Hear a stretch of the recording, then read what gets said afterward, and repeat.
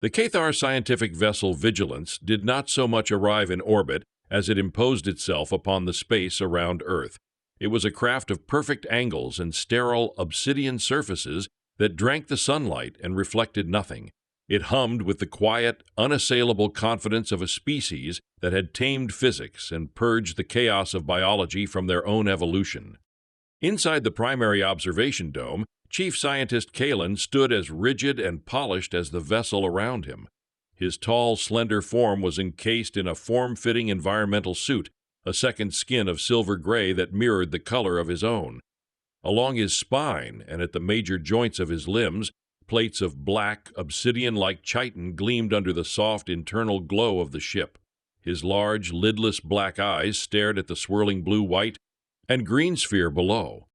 Catalog designation 734, Kalen's voice was a low, resonant thrum devoid of inflection.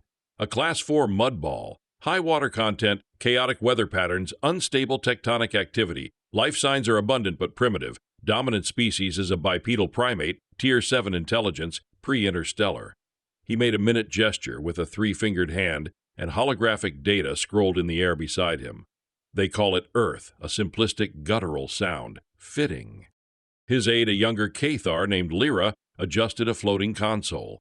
Energy readings are primitive, Chief Scientist. Fission, combustion. They are still burning fossilized flora for power. It's inefficient. It is messy, Kalen corrected, his gaze unwavering. This entire world is messy. Our mandate is simple: catalog, assess threats, and recommend for either observation or sterilization. Given the rampant biological chaos, I am already leaning toward the latter for the safety of the galactic concordance. He turned from the window, his posture radiating a profound sense of disdain. Prepare the landing craft. We will establish a primary contact and survey point. Minimal team. The less contact with the native contaminants, the better. Thousands of kilometers below, under the suffocating green canopy of the Amazon rainforest, the concept of sterility was a laughable fiction. Here, life consumed life in a relentless, vibrant, and utterly indifferent cycle. In a small, humid research outpost, a collection of prefabricated modules linked by raised wooden walkways, Elias and Dr. Ava Roshan prepared for an encounter they had trained for their entire adult lives. Elias, a man in his mid-30s, moved with an economy of motion that bordered on preternatural. Years in environments that punished wasted energy had carved him into a lean, weathered instrument. His face was a map of sun and shadow, and his quiet, observant eyes missed nothing. He was cleaning a sophisticated water purification unit, but his hands, calloused and sure, looked just as comfortable field-stripping a rifle as they did handling delicate scientific equipment. He wasn't tense, merely present. The jungle was a constant state of low-level threat, and he had learned to live in harmony with that frequency.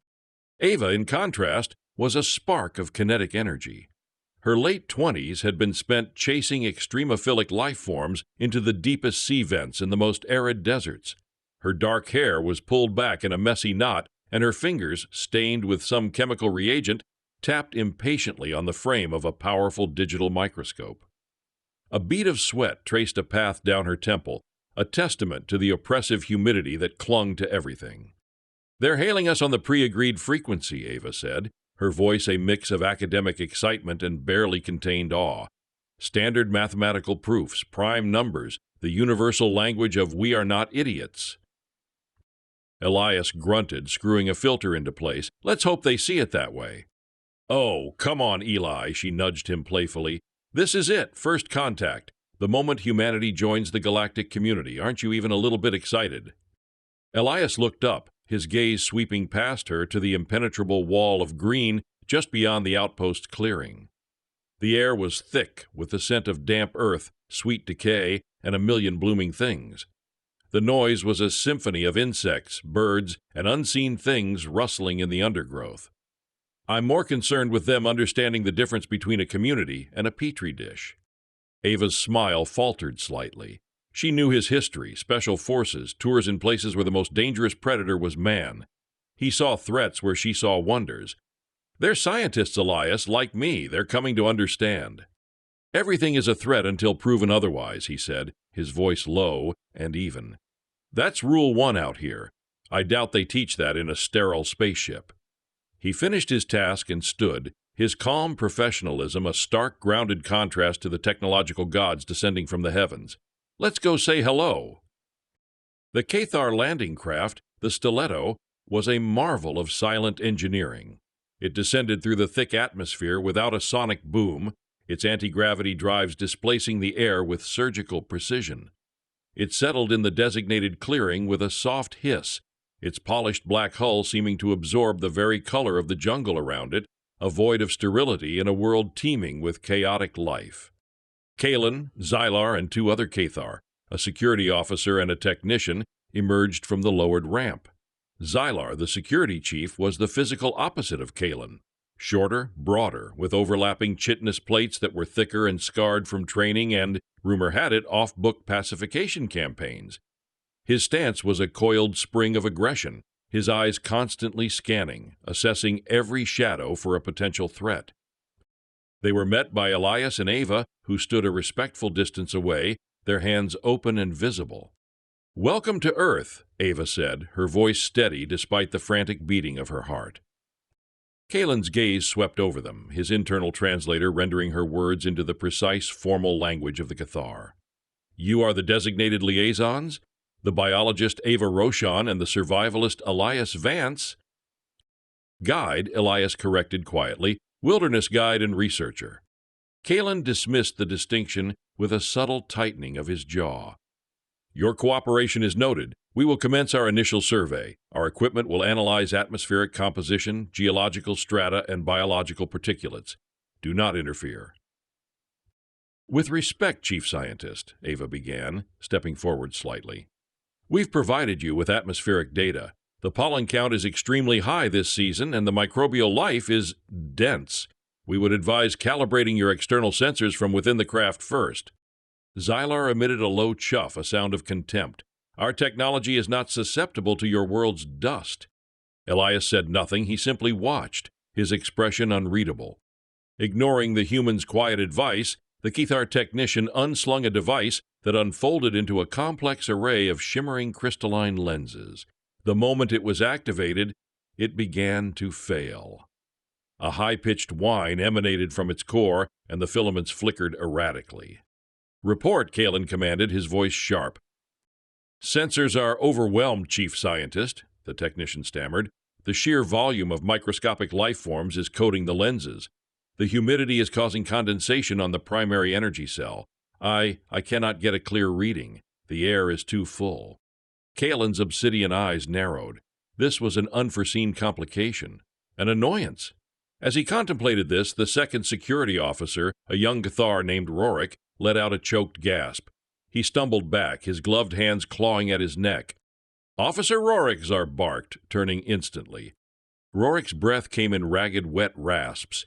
Red, angry welts were appearing on the exposed gray skin of his neck and hands, the only parts not covered by his full-body suit. He had been standing near a cluster of perfectly ordinary-looking trumpet-shaped yellow flowers.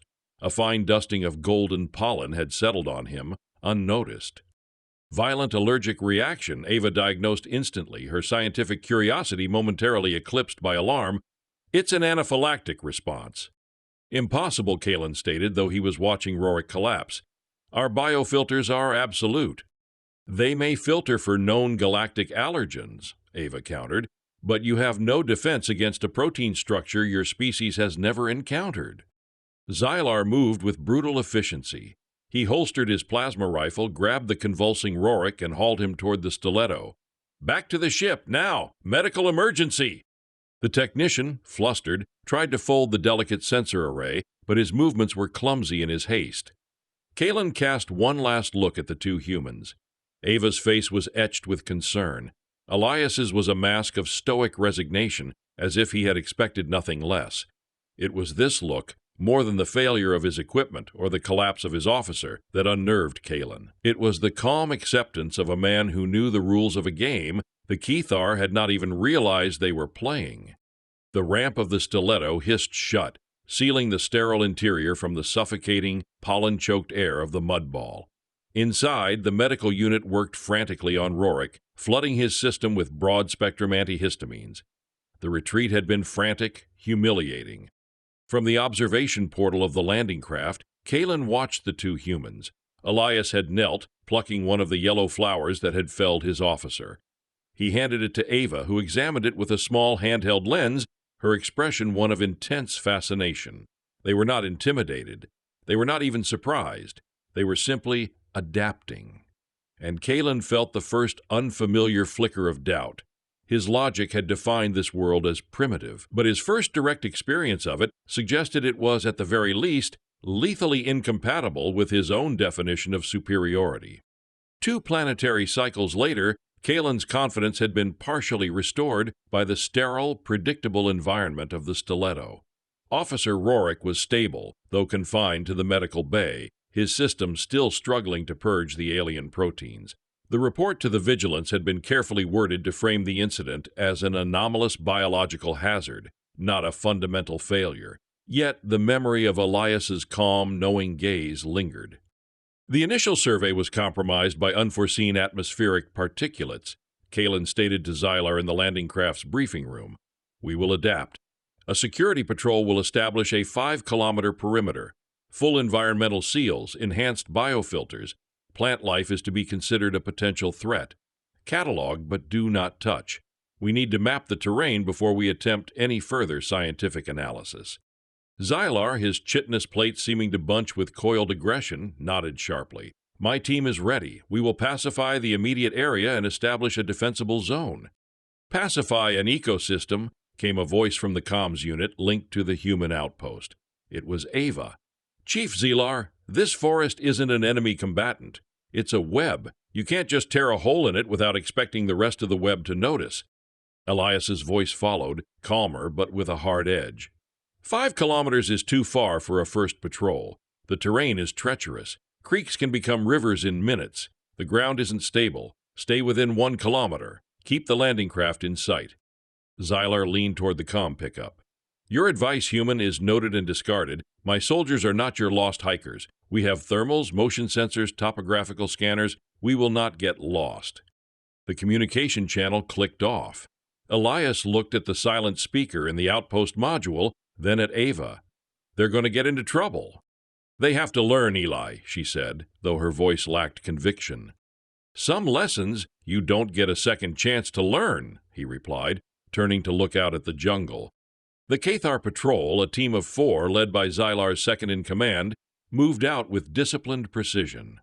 They were phantoms of gray and black against the riotous green, their movements efficient, their plasma rifles held at a low ready. For 3 hours, their comm signals were clear, their biometric readings stable. Then they went silent. One moment, a calm voice was reporting a reading of unidentified mammalian life signs quadrupedal arboreal. The next, a burst of static, a choked cry, and then nothing. Aboard the Stiletto, panic was a cold, controlled thing. "Patrol XY7, report!" Xylar barked into the comm. Only static replied. "Their biosigns are gone. All 4 of them, simultaneously." "Impossible," Kalen breathed. Even if attacked, their suits would transmit distress and medical data until the power core failed. "The signals didn't fail," the comms technician reported, his voice tight. "They vanished, as if they were never there. On the Vigilance in orbit, they ran scans. Nothing. High-energy weapons discharge? None. Strange radiation? None. The jungle had simply swallowed 4 advanced Cathar soldiers." Ava and Elias listened to the frantic, encrypted cross-chatter they could partially intercept. "They're blind," Elias stated. "Their sensors are looking for technology. They're looking for energy signatures, for things that go beep. The jungle doesn't work that way." Ava activated their own comm. "Kalen, it's Ava." The reply was clipped. "We are in the middle of a crisis, Doctor." "We can help," she pressed. "Elias can find them." There was a pause. The idea was anathema to the Cathar, relying on a primitive, on a being who navigated by instinct and sight. Xylar's voice boomed over the channel. "Our search drones have already been deployed. We do not require the assistance of a native." "Your drones are still searching the area of last contact." Elias's voice cut in, calm and certain. "Your team isn't there anymore. They were moving northwest, following a ridgeline. The sound that cut them off wasn't a weapon. It was a landslide." Silence. On the Stiletto's main screen, Kalen brought up a topographical map. He cross-referenced it with the patrol's last known trajectory. He zoomed in. The ridgeline was composed of geologically recent, unstable shale. A heavy rain had passed through the area an hour before the patrol went missing. "How could you possibly know that?" Kalen demanded. "Because I can hear the river," Elias replied simply. "It's running higher than it was this morning. That means there was a significant downpour upstream. That ridgeline is mostly clay and loose rock. The sound on your recording, that was the sound of 1,000 tons of wet earth letting go." Kalen stood frozen, caught between the abject failure of his multi-million credit technology and the unnerving, almost supernatural certainty of the human guide. He looked at the blank tactical map, at the 4 extinguished life signs. His logic dictated that any chance of recovery, however slim, must be taken. "You believe you can track them?" Kalen asked, the words tasting like ash in his mouth. "I can try," Elias said, "but we go now and you follow my lead. No deviations, no arguments, my world, my rules." Against his every instinct, against the very core of his species' pride, but urged by the cold, hard fact of 4 missing soldiers, Kalen agreed. Xylar, fuming but overruled, was ordered to accompany them. As they gathered their gear, Ava pleaded with Elias, "Be careful, they're soldiers, they're scared. Scared people with powerful weapons are dangerous." Elias just gave her a short, reassuring nod. He slung a worn canvas pack over his shoulders, a coil of rope, and a machete at his belt. He was bringing tools, not weapons. He met the 2 aliens at the edge of the clearing. Xylar was bristling with ordnance, a walking arsenal. Kalen carried only a data slate, his face a mask of rigid control. Elias glanced at them, then turned and melted into the jungle without a word. He moved through the dense undergrowth not by breaking it, but by flowing through it. He pointed to a barely perceptible scuff mark on a patch of moss. "Here, the patrol leader. He slipped. His weight is heavier than a human's. The indentation is deeper." A few meters on, he touched a leaf. A drop of non-native fluid, a lubricant from their suit joints. He read the broken branches, the disturbed soil, the faintest signs of passage that the Cathar's sophisticated sensors, programmed to ignore such background noise, could not hope to replicate. Kalen followed, his analytical mind struggling to process the sheer volume of data Elias was extracting from what seemed like nothing. It was a language he couldn't speak, a form of analysis so organic it felt like magic. And it left him, the chief scientist of the Vigilance, both deeply impressed and profoundly unnerved. The primitive was leading the way. The tracking was a slow, meticulous process that grated on Xylar's warrior instincts. He wanted to move fast, to use his suit's strength to crash through the undergrowth, but Elias enforced a maddeningly deliberate pace. The human would stop for long minutes, simply listening, his head cocked, before changing direction based on some imperceptible cue. "The landslide was here," Elias said finally, pointing to a massive raw scar on the hillside. A torrent of mud, rock, and splintered trees had cascaded down into the gorge below.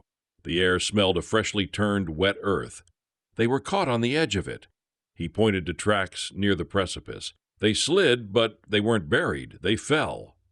He led them down a treacherous, newly formed path into the gorge. The humidity intensified, and the air grew thick with the buzz of insects.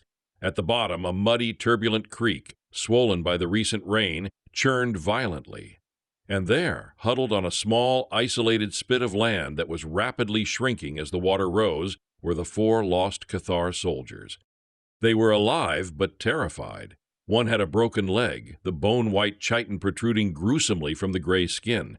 Their suits were caked in mud, their plasma rifles held tightly, their heads swiveling nervously. Their fear was not just of the rising water. Across a narrow, churning channel of water from them, perched on a low-hanging bough, was a jaguar. It was a masterpiece of lethal evolution, a fluid assembly of muscle and spotted gold. It was larger than any specimen recorded in the human zoological databases, its shoulders thick with power. It wasn't actively attacking. It was watching, waiting. Its patience was as terrifying as any act of aggression. "Patrols Y7!" Xylar bellowed, his voice echoing in the gorge. The soldiers startled, their heads snapping toward the sound of his voice. Relief warred with fear on their faces. The jaguar's head turned slowly, its yellow eyes fixing on the new arrivals. A low, rumbling growl vibrated through the air, a sound that bypassed the ears and settled deep in the bones. "Threat identified," Xylar stated, his voice flat and cold. "Quadrupedal predator, hostile intent, I will neutralize it." He raised the rifle, the targeting laser painting a searing red dot on the jaguar's head. "No." The word was a sharp command from Elias. He didn't shout, but the authority in his voice was absolute. As Xylar's finger tightened on the trigger, Elias moved. In a blur of motion, he stepped in front of the Cathar warrior, placing his hand firmly on the barrel of the plasma rifle and pushing it down. The act was so audacious, so suicidal, that Xylar froze in sheer disbelief. A fragile, unarmed human was physically intervening, putting himself between a Cathar security chief and his target. "Get out of my way, human," Xylar snarled, his muscles tensing. He could break Elias in two without effort. "You fire that thing, and you'll kill us all," Elias said, his voice dangerously calm. He didn't remove his hand from the weapon. His eyes were locked on Xylar's. "You don't understand the rules down here." "The rule is simple. A threat is eliminated," Xylar hissed. "Wrong," Elias countered. "The rule is, don't make more noise than you have to. That thing," he nodded toward the jaguar, "is a symptom, not the disease. It's an apex predator. It keeps the other, nastier things in check. It's part of the system. You vaporize it with a plasma blast, and the sound will carry for 10 kilometers. The smell of cooked meat, ozone, and whatever that thing is made of will carry even further. You won't just be attracting every scavenger in this sector. You'll be attracting things that hunt the scavengers, things that hunt jaguars for sport." Kalen, who had been watching this exchange with a stunned analytical detachment, spoke up. "He is suggesting a cascading ecological consequence, Xylar." "It is a cat," Xylar roared in frustration. "It's a king in its own kingdom," Elias said, his voice dropping lower, "and you are trespassing. We get them out, and we leave it alone." Without waiting for Xylar to agree, Elias released the rifle and reached into his pack. He pulled out a simple incendiary flare. With a sharp twist, he ignited it.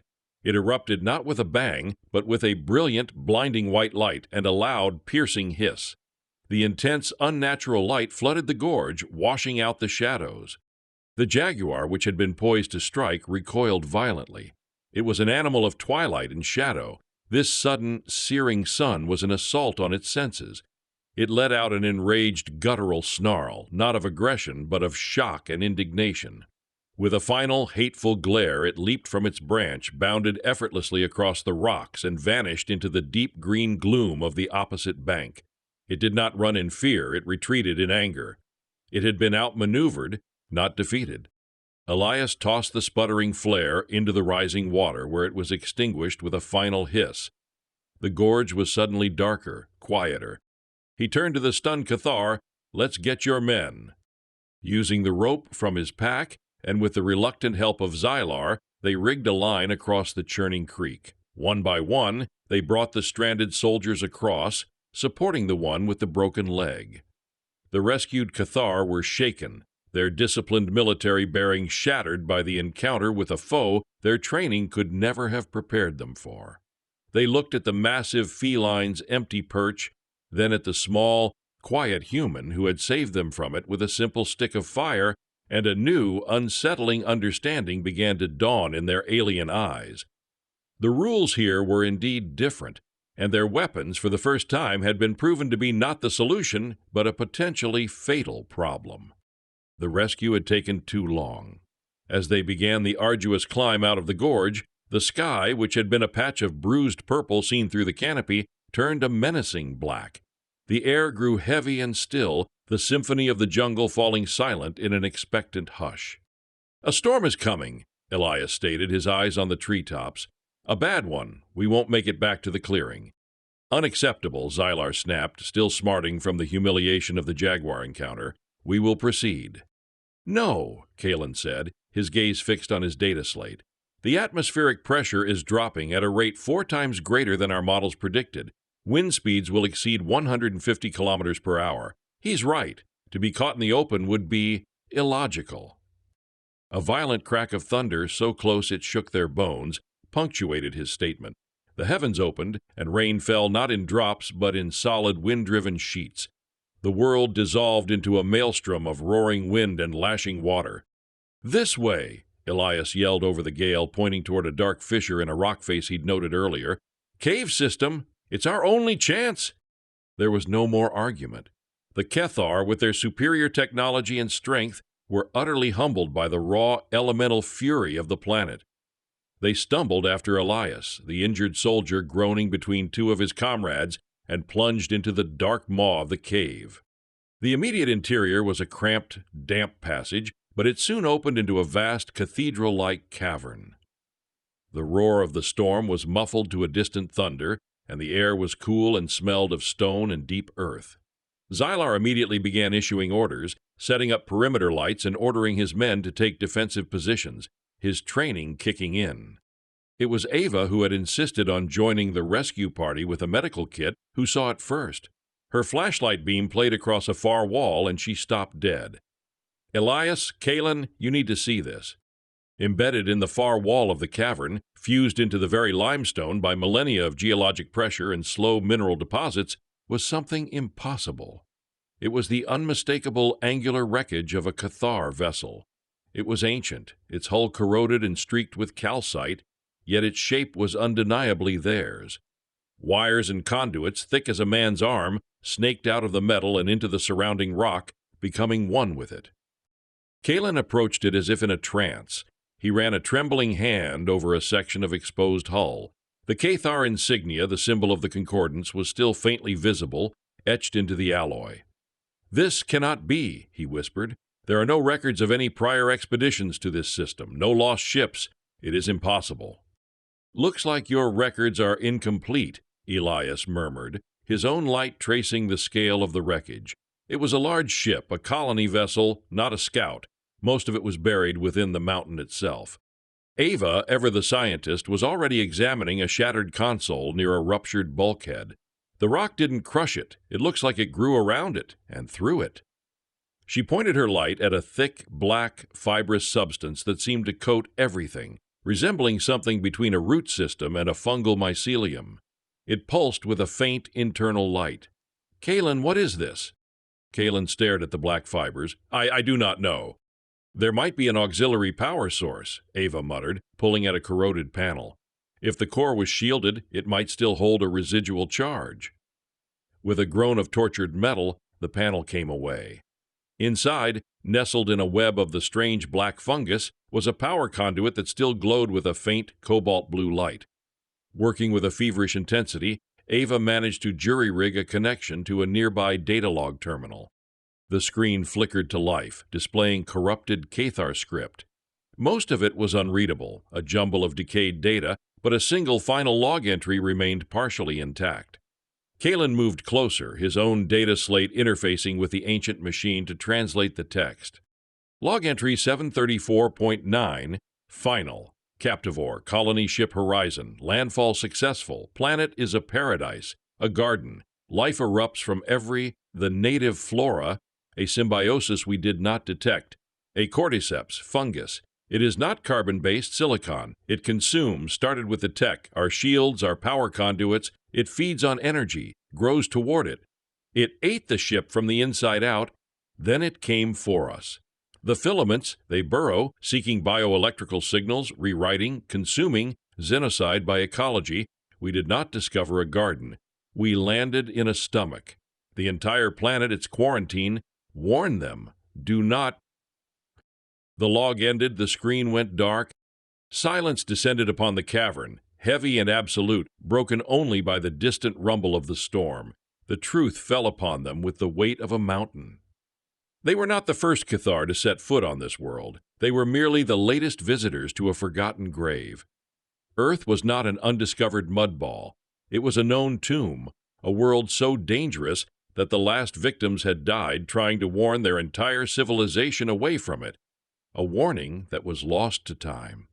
Kalen stared at the dead screen, his rigid posture finally broken. He looked at the wreckage fused with the rock, at the pulsing black fibers, and then at his own pristine technology. A cold, logical, and utterly terrifying conclusion began to form in his mind. The storm outside wasn't the real threat. The real threat had been here for centuries. waiting patiently in the dark, and they had just led it to a fresh source of power. The revelation in the cavern settled over the group like a physical shroud. The storm outside raged, trapping them in the tomb of their ancestors. Xylar, for the first time in his life, looked uncertain. His soldiers, who had faced down armed insurrections and stellar phenomena, now eyed the pulsing black fungal strands on the ancient ship with a primal fear. This was an enemy they couldn't shoot.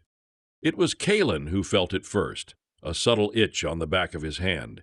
He dismissed it as a psychosomatic reaction to the log's horrific contents.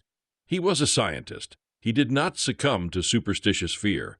He focused on analysis, running simulations on his data slate, trying to reconcile the ancient log with the Concordance's flawless historical records. It was a logical impossibility. Therefore, the data had to be flawed.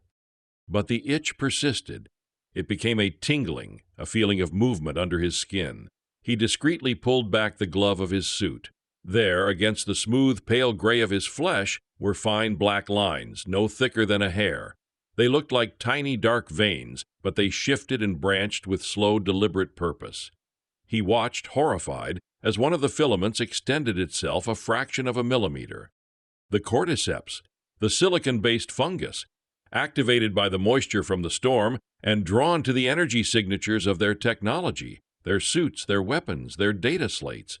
Kalen, Ava's voice was soft. She had noticed his pallor, the slight tremor in his hand. He couldn't speak. He simply showed her his hand. Her eyes widened, not in fear, but with a biologist's intense, horrified focus. She knelt, producing a medical scanner from her kit. "Let me see."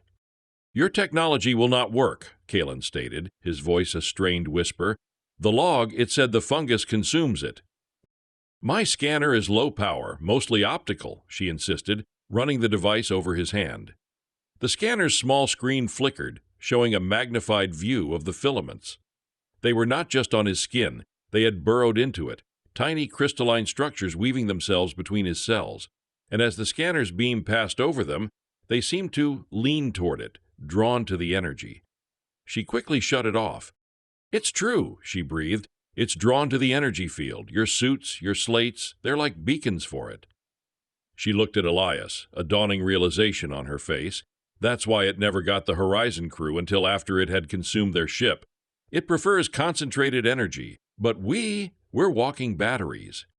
A groan came from the injured Cathar soldier. His comrade, who was tending to him, looked up in alarm. "Chief Scientist, his wound, look!" They rushed over. The black filaments were swarming around the soldier's broken leg, not on the surface, but deep within the wound, converging on the exposed chitinous bone. The soldier was feverish, his breathing shallow. "It's in all of us," Kalen realized, his disciplined mind succumbing to a wave of cold terror. "The spores must have been released when we opened the cave. We've been breathing it in." He stumbled to the Stiletto's medical kit, a marvel of Cathar engineering.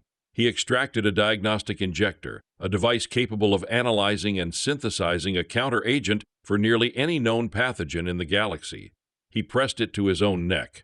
The device whirred for a moment, then sparked violently and died, a wisp of smoke rising from its casing. Fine black filaments were already crawling out of the injection port. The fungus had consumed it from the inside. Panic, a messy, illogical emotion the Cathar prided themselves on having mastered, began to take hold. Another soldier reported the tingling in his limbs. Xylar, checking his own hands, saw the telltale black lines and let out a strangled cry of rage and disbelief. Their advanced medical technology, their last bastion of superiority, was not just useless, it was actively being eaten. "Why?" Kalen gasped, clutching his head as a wave of dizziness washed over him. "Why are you not affected?" He pointed a shaking finger at Elias and Ava. Ava was thinking, her mind racing through centuries of evolutionary biology, epidemiology, and her speciality, extremophiles. The answer when it came was both simple and profound. "Immunity," she said, her voice filled with a strange awe. "My God, immunity. We're not immune because we're special. We're immune because we're not." Elias looked at her, understanding dawning in his eyes. "It's been here all along." "Exactly," she affirmed, her excitement overriding the grimness of the situation. "This fungus, or something like it, has been a part of Earth's ecosystem for millions of years. It's in the soil, in the air, in the water. Humanity and every other living thing on this planet has been engaged in a low-level biochemical war with it since we first climbed down from the trees. Our immune systems, our very DNA, have evolved to fight it, to coexist with it. It's just background noise to us, part of the system. She looked at the Cathar, at their sterile perfection, at their bodies which had never known a single microbe their science hadn't authorized. But you're clean. You're a blank slate. To the fungus, you're not just a meal. You're a defenseless, wide-open buffet. The full, horrifying weight of their situation crashed down on Kalen. They had come to a world they deemed primitive and chaotic, only to discover that its chaos was a finely honed weapon, and its primitivism was a form of strength so deep and ancient that his own advanced species had no answer for it. Their sterile purity was their death sentence. Humanity's long, dirty, brutal history of survival on a lethal planet had granted them a power the galaxy had never conceived of, the power of resilience. The descent was rapid. Within hours, the Cathar were no longer soldiers and scientists. They were patients in a hospital that had no doctors and no medicine. The silicon-based fungus was relentless. It caused a creeping paralysis, a burning fever, and a terrifying clarity of mind that forced its victims to be fully aware of their own consumption. Kalen, the proud chief scientist, was reduced to a shivering, feverish wreck. He lay on a bedroll made from emergency blankets, the fine black filaments now visible on his face, tracing patterns across his high cheekbones. His data slate, its screen dark and its casing crawling with the glistening fungus, lay discarded beside him. The logic that had governed his entire existence had failed him. His mind, his greatest tool, could only catalogue his own demise. He was terrified, and the raw, primal nature of the emotion shamed him more than the fever. Xylar fought it with predictable, futile aggression. He tried to scrape the filaments from his skin, only for them to grow back faster. He paced the cavern like a caged animal, his powerful frame racked with tremors, his plasma rifle now a useless weight on his back. His authority had evaporated. His orders were meaningless against a foe that was inside his own bloodstream. It was in this vacuum of power that Elias and Ava took command. Their movements were calm, purposeful, a stark contrast to the car's mounting panic. They were no longer liaisons. They were caretakers, commanders of a desperate siege against the planet itself. "The fever is dehydrating them," Ava said, her voice crisp and clinical as she checked on the injured soldier. "We need clean water, lots of it." Elias nodded, already moving toward the cave entrance. The storm had lessened, but a steady, soaking rain was still falling. Using a discarded piece of Cathar hull plating, he fashioned a gutter, channeling the rainwater into their largest containers. But he didn't stop there. He gathered wood from the driest part of the cave entrance, and with a small ferro rod from his pack, he coaxed a small, smoky fire to life. Over this, he placed a metal container filled with the collected water.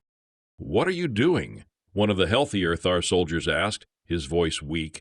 "The water is pure. It is rain." "The rain washes spores out of the air and off the rocks," Elias explained without looking up, his focus on the fire. "We boil everything. Archaic, I know, but it works." Ava, meanwhile, was at the mouth of the cave, not for water, but for medicine. Her eyes, trained to see the patterns of life, scanned the flora clinging to the rocks. She recognized a broad-leafed fern known to local indigenous tribes for its anti-inflammatory properties, and a specific type of moss that had documented antimicrobial effects. She harvested them carefully, her movements precise. Back in the main cavern, she crushed the plants using 2 smooth stones, mixing the pulp with a small amount of boiled water to create a green, pungent poultice. Kalen watched her through fever-bright eyes. "What is that? Organic slurry?" "It's a poultice," she replied, approaching him gently. "The fern might help with the inflammation the fungus is causing at a cellular level. The moss, well, frankly, I'm hoping its antimicrobial properties work on a silicon base as well as a carbon one. It's a long shot, but it's better than nothing." She began to apply the cool paste to his forehead and hands. The touch was gentle, professional. It was an act of such simple, practical compassion that it broke through Kalen's layers of fear and shame. Here was this primitive creature, using crushed leaves and boiled water to fight a battle his own species' most advanced science couldn't even comprehend, let alone contest. While Ava tended to the sick, Elias secured their shelter. He used the rope from his pack and salvaged material to create a windbreak at the cave entrance, stopping the damp, spore-laden drafts from chilling the feverish aliens. He rationed their nutrient bars, ensuring the Cathar, who were burning through energy fighting the infection, got the largest shares. He moved with a quiet, tireless competence, his mastery over the hostile environment absolute. The Cathar could only watch, their helplessness a stark, glaring reality. They had orbited this world, judging it from their sterile heaven. They had walked upon it, armed with weapons that could level cities. And now they were being kept alive by two members of the species they had dismissed, using knowledge that was literally ground out of the world that was killing them. It was not just a defeat. It was a great humbling, a complete inversion of the galactic order. The masters had become the dependents, and their survival rested on the archaic wisdom of the mudball's natives. The fever and the relentless march of the fungus did more than weaken the Cathar's bodies, it frayed their minds. Delirium began to set in, stripping away the logic and discipline that defined their species, leaving only raw, paranoid fear. The worst of them was Xylar. His warrior's mind, trained to identify and eliminate threats, could not accept an enemy without a face. In his fevered state, his paranoia found a target. The humans. They weren't sick. They moved with purpose while his soldiers writhed in agony. They were creating remedies from the very jungle that was killing them. The logic, twisted by infection, became simple and terrifying. They were not immune. They were the architects of the plague. It was them! Xylar rasped, staggering to his feet. His eyes, usually sharp and focused, were now wide and glassy. The black filaments were stark against the gray skin of his face. A trap! They led us here. This is their biological weapon. The remaining conscious Cathar soldiers looked at him, their own fear making them susceptible to his madness. "Xylar, you're not thinking clearly," Ava said, standing up from where she'd been tending to another soldier. "The fever is making you delusional. We're trying to help you." "Help us?" he sneered, a frighteningly human sound from the alien warrior. He unslung his plasma rifle. The weapon was dead, its power cell drained and corrupted by the fungus, but he held it like a club. "Your help is poison." He lunged, not at Elias, who stood near the fire, but at Ava. He was surprisingly fast, his powerful frame moving with a desperate energy. He grabbed her, pulling her back against his chest and pressing the inert rifle against her throat. "Xylar, stop!" Kalen cried out feebly from his bedroll. Elias turned, his body instantly poised, but he made no aggressive move. He held up his empty hands, his face a mask of profound calm. This was not a jaguar to be scared away with fire. This was a thinking, feeling being, drowning in terror. "You will give us the cure," Xylar snarled, his grip tightening on Ava. "The real cure. Not your dirt and leaves. Give it to us now, or she dies." Ava struggled for a moment, then went still, her eyes meeting Elias's across the fire-lit cavern. She trusted him. Elias took a slow step forward. "There is no cure, Xylar. You know that. Look at your own rifle. Our technology can't hurt you. Our biology can't hurt you. What is hurting you is the planet." "Lies!" Xylar roared, shaking with rage and fever. "You are resilient. You are immune. You engineered it." "We're not immune because we're strong," Elias said, his voice low and steady, a hypnotic baritone in the echoing cave. "We're immune because we're weak. We've been dying on this planet for 100,000 years. We die from bacteria too small to see. We die from venom. We die from the cold, from the heat, from the water, from the plants. Every day we survive is a victory. Every breath we take is an act of defiance against an ecosystem that is constantly trying to kill us and eat us." He took another step. "Our resilience isn't a weapon we built. It's a scar. It's a callus, built up over millennia of being beaten down by this world, a world that killed your ancestors in a matter of weeks." He gestured to the Cathar soldiers, to Kalen, then back to Xylar. "Your strength, your technology, your sterile environment, your perfect genetics, it made you a target. You arrived here pure, unscarred. You are a clean sheet of paper in a world of ink. The ink is soaking in. It's not our fault. It's the nature of the paper." Xylar's grip wavered. Elias's words were bypassing his paranoia and appealing to the failing logic of the warrior within him. A warrior understands environments. A warrior understands strength and weakness. "You are a soldier, Xylar," Elias continued, his voice resonating with an empathy the Cathar had never encountered. "You were trained to fight enemies, but you can't fight the ground you stand on. You can't execute the air you breathe. Your enemy isn't us, it's everything." He pointed toward the cave entrance. "It's the rain, it's the rock, it's the air, it is the world." The Cathar security chief stared at Elias, his frantic gaze slowly clearing. He looked down at Ava as if seeing her for the first time. He looked at his own trembling hands, at the black lines that were not a weapon's mark, but a symptom of a planetary rejection. The aggression drained out of him, replaced by a vast, empty despair. His worldview, built on the simple, brutal doctrine of overwhelming force, shattered. How do you apply force to a planet? How do you sterilize an enemy that is in your own blood? He released Ava, stumbling back. The heavy plasma rifle slipped from his grasp and clattered to the stone floor. He collapsed to his knees, not from the fever, but from the crushing weight of a truth his warrior's soul could not bear. He was not a soldier fighting a war. He was simply a foreign body being purged by a planetary immune system. And in that moment, the great Xylar, conqueror of a dozen systems, wept. The storm passed, leaving behind a world washed clean and deceptively beautiful. The sun filtering through the canopy painted shifting patterns on the damp earth. But for the survivors in the cave, the passing of the storm only highlighted the hopelessness of their situation. The path back was treacherous, and the Cathar were growing weaker by the hour. Their communicators were dead, their advanced suits were little more than coffins, and the stiletto, their one hope of escape, was inert, a monument to failed technology. The fungus had consumed every active power source. They were stranded, waiting to be consumed. "We're not getting out of here," one of the Cathar soldiers murmured, his voice a listless whisper. "The vigilance will assume we are lost. They will leave orbit." Kalen, propped up against a wall and lucid for the first time in a day, thanks to Ava's poultices and a steady supply of boiled water, nodded weakly. "He is correct. Standard procedure dictates abandoning a compromised ground team after 72 hours of signal loss to prevent further risk. They will be gone soon." Despair was a tangible thing in the cave. But Ava, her mind wired for problem-solving, refused to succumb. Her eyes kept drifting to the massive, ancient wreckage of the horizon. "The log said the fungus fed on the ship's power," she said, thinking aloud. "It ate the conduits, the systems. But what about the source? A colony ship like that, the primary power core, would have been massively shielded, not just from radiation, but from everything." Kalen's eyes widened slightly. The singularity core. It would be encased in a gravimetric shell, impervious to external biological or energy influence. "Is it possible it still has power?" Ava asked, her voice quickening with excitement. "The decay cycle is millions of years," Kalen confirmed. "If the shell is intact, the singularity within would be stable. It would still hold a charge."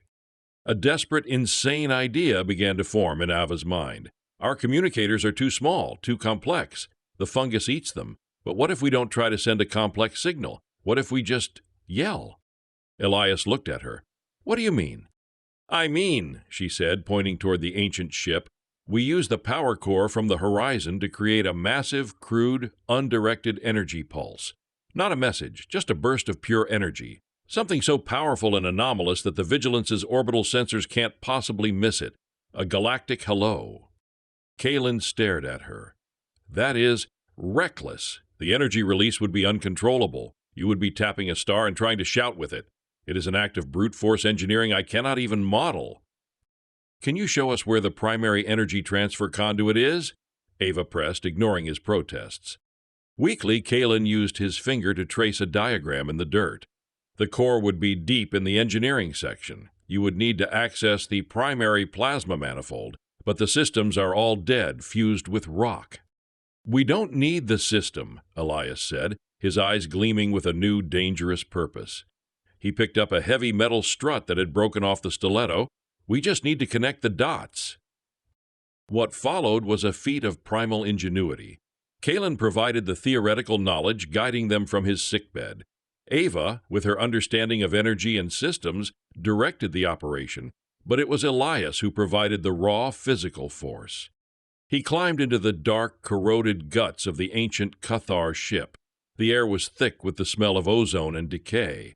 The black fungus was everywhere, dormant now in the absence of an active energy source.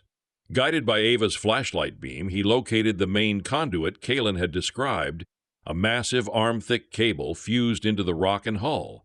Using the metal strut as a lever, he began the back-breaking work of trying to pry it loose. It was a battle of human muscle and endurance against ancient fused metal. Sweat poured down his body, his muscles screaming in protest. He wrestled with corroded machinery, his grunts and the shriek of tortured metal echoing through the cavern. The surviving Cathar watched in stunned silence as this human, with no powered exoskeleton, no plasma cutter, just his own strength and a piece of scrap metal, physically tore apart the bones of their dead ship. "The collector on the other side," Ava shouted, her voice tight with tension. "You need to bring the conduit into contact with the primary collector of the pulse emitter array. It's that crystalline structure to your left." Elias, grunting with a final massive effort, ripped the huge conduit free from its rock tomb. Sparks showered from the exposed end, the raw contained power of the singularity core arcing into the air. The black fungus on the walls around it began to pulse, energized by the leaking power. "Now," Ava yelled, "jam it against the collector." With a roar of exertion, Elias heaved the heavy, sparking conduit and slammed its exposed tip against the large, multifaceted crystal of the emitter array. The effect was instantaneous. A deep, deafening hum filled the cavern, vibrating through the very stone.